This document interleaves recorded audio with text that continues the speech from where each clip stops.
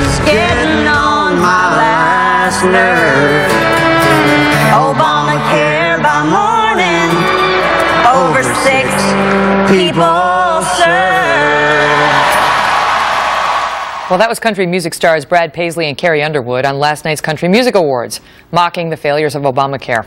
The performance sparking some outrage on Twitter, people actually accusing the crowd of being rich white people who are racist and hate black people. Joining me now, Ellison Barber. She's with the Washington Free Beacon, and Richard Fowler is host of the Richard Fowler Show.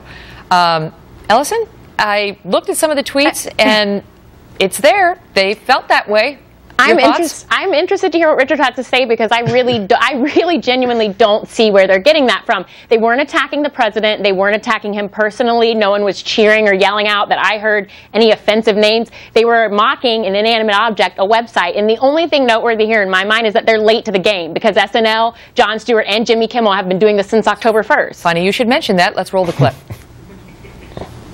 Healthcare.gov is 1 month old, and like most 1 month olds, it is still just laying there pooping its pants. This giant 100-foot wave, still easier to surf than the Obamacare website. Anybody tried to sign up for the Obamacare website thing? They've now got it to the place where you can play Angry Birds.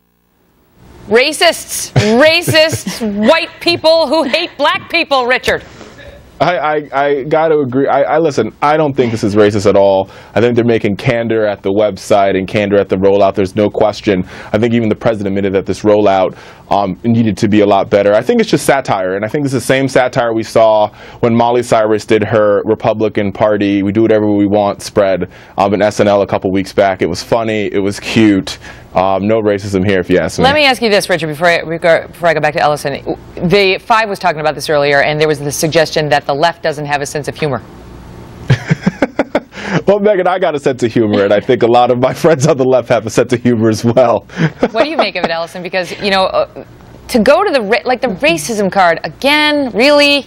I know. I think that's, obviously Richard's not on board with that. I think that's a small group of people that didn't have a good defense to push back on, so they went to kind of puerile name calling to a certain degree. But I mean, at the end of the day, it's just like it was with the SNL skit with Miley Cyrus. It's just funny. It's good to poke fun at the government. I mean, you have an hour to kill. What else are you going to do in that time? And everyone seems to agree that there are problems with this website. So it's kind of the easiest middle of the road thing to mock. I mean, that's the least offensive mocking thing I saw. And no one was outraged in 2004 when Chris Rock used his Oscars monologue to mock Bush, and they all cheered there too. If you guys think it's funny, you are racist too. Megan, I don't know. I wouldn't say that. I mean, don't get me wrong, I think there are people out there that say crazy things. You have Ted Nugent, who makes crazy remarks, and he's on the Black Power tour. Now that, I think you can raise an eyebrow to, and, you know, throw some names around there. But this is just funny and satirical. They may have been right that they're rich.